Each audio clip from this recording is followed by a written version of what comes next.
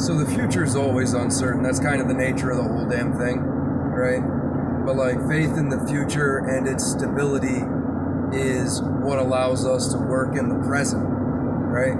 Like if we didn't have faith in money, that's what money is, right? Money's a promissory note. So you can exchange your time today, store it up, and then spend it in a future day, right? That's why the people who squander their youth find themselves lacking as adults, whereas those who make the appropriate investment and sacrifice in their younger times are able to take care of themselves when they're older, right?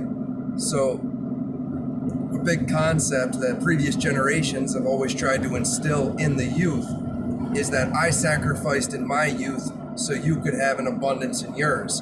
And then you can sacrifice within your own in order to provide for the next generation, right? If the youth of today don't feel like there's a better tomorrow on the horizon, then why would they sacrifice in the present, right? And then when you start to see this future as something undesirable, you cease sacrificing, and then the future becomes undesirable, right? It is a self-fulfilling prophecy. Likewise, having faith that the future can be better than the present allows you to actively make the future better, right? Now, it is never something that is concrete. It's never something set in stone. But most people understand that if they go to the gym every day and they eat appropriate food, they're going to be healthier and they can change the shape of their body to a certain extent, right? That is not beyond comprehension. Most people understand that if they work hard and they go to work and they go to job on time and they learn valuable skill sets, that they can become more valuable as an individual. But most people aren't invested in the future unless you have children, in which case your children are going to live in that future and you want to actively produce it, right? My son's 9 years old.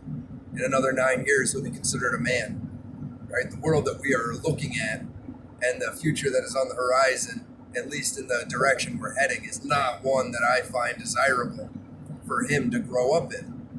And so I do feel like I need to actively sacrifice in the present in order to secure a better future for my son, right?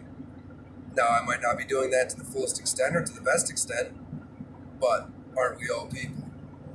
But I need to somehow translate to him, even though I don't believe that the future is going to be better based on the direction that we are heading, that if we do not sacrifice in the present in order to alter it, if we do not work towards it, then it will become the self-fulfilling prophecy that we are trying to avoid.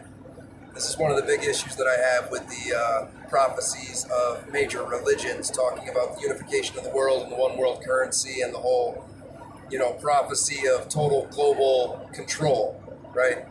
Almost seems like it was written by the people who are trying to control the world so many thousands of years ago, and it's just a long con, right? Then you have a self-fulfilling prophecy. So don't give up in the present because a God figure is going to come and save you at the end. I don't care for that. Even if it's true, we need to be fighting tooth and nail to try and prevent that from happening, right? So it's something that we need to contemplate on and actively work towards, because we want the future to be better than the present, and it's not going to happen unless we actively march in that direction mindfully. We have more in common with each other than those that want us to fight.